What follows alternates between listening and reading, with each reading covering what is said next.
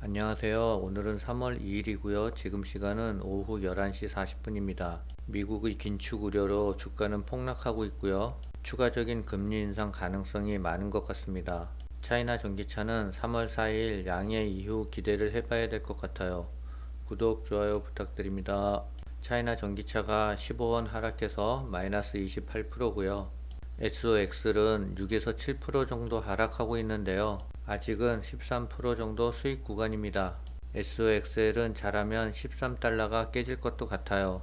삼성전자와 네이버도 계속 조정을 받고 있는데요. 오늘 미국발 여파 때문에 내일 국내장도 영향을 받을 것 같습니다. 오늘 코스피가 0.62% 올랐는데요. 개인은 4천억을 매도하고 외국인만 5천억을 매수했습니다. 지난해 1월 매매 계약이 체결된 미국의 주택 판매가 2개월 연속 증가 추세에 있다고 합니다. 연준의 고위 인사들이 추가적인 금리 인상과 고금리 유지의 필요성을 강조하고 있다는데요.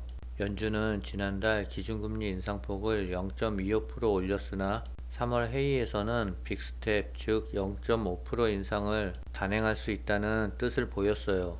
카스카리 총재는 우리 기준금리 인상이 서비스 부분을 둔화시키고 있다는 신호를 별로 볼 수 없다며 그것이 걱정이라면서 임금의 상승세도 너무 높은 수준이라면서 우려를 표명했습니다. 10년물 미국 국채금리는 지난해 11월 이후 처음으로 이날 장중 한때 4%를 돌파했고요. 2년물 국채금리는 4.9%에 육박하며 2007년 7월 이후 최고치를 찍었답니다. 미국은 아직까지 인플레이션이 잡히고 있지 않아요. 연준은 추가적인 고금리로 시장을 압박할 것 같고요. 미국 증시는 전반적인 조정을 받을 것 같아요. 차이나 전기차가 12,175원까지 올라갔다가 다시 떨어졌는데요. 주가의 흐름을 보면 지긋지긋하게 올라가지 않고 있어요. 하지만 3월 4일날 양해가 시작되니까 그때까지는 좀 기다려 봐야 될 것 같습니다.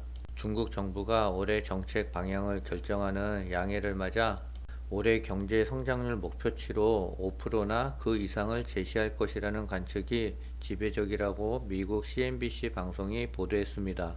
CNBC에 따르면 국제경제기구와 투자은행 등 17개 외국 기관이 내놓은 올해 중국 성장률 전망치는 4.5%에서 5.8%였고 평균 5.21%였다고 합니다. 3월 4일 날 개막하는 양해에서는 중국에 대한 대대적인 경기 부양책이 나올 것 같아요. 지난해 글로벌 배터리 시장에서 중국 업체들이 선방하면서 국내 배터리 업체에 대한 비상등이 켜졌다고 하는데요. 중국 업체가 앞세운 LFP 배터리가 대세로 떠오르면서 LG에너지솔루션, 삼성 SDI, SK온의 성장세가 주춤하는 분위기라고 하고요. 배터리 소재 시장에서도 중국의 비중이 높게 나타나고 있답니다.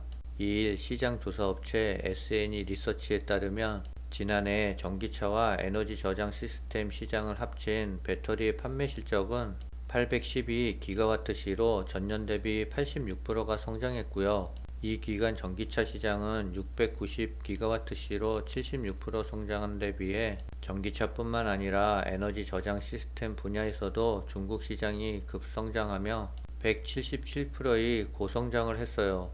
1위인 중국의 CATL은 전기차는 물론이고 에너지 저장 시스템에 대해서도 세계에서 독보적인 우위를 차지하고 있어요. 그래프를 보면 배터리 4대 소재 국가별 시장 점유율을 나타내고 있는데요. 양극재는 중국이 60%, 한국이 26%, 음극재는 중국이 84%, 한국이 6%, 전해액은 중국이 72%, 한국이 12%, 분리막은 중국이 68%, 한국이 16% 등 배터리 4대 소재 모두 중국이 압도적으로 높은 비중을 차지하고 있어요. 리튬 2차전지 4대 소재 시장이 2020년 70조 원에서 2030년에는 200조 원에 육박할 것이라는 전망이 나왔습니다. 차이나 전기차 주가가 장기 조정을 받아 되게 불안한데요. 전기차와 2차전지는 2030년 이후에도 지속적으로 성장할 겁니다. 인내심이 강한 자가 결국에는 상승장의 수혜를 모두 입을 것 같습니다. 차이나 전기차는 긴 안목으로 투자해야 될 것 같아요. 지금 시간은 자정이 좀 넘었는데요. SOXL은 급락폭을 좀 줄여가고 있습니다. 오늘은 여기까지입니다. 감사합니다.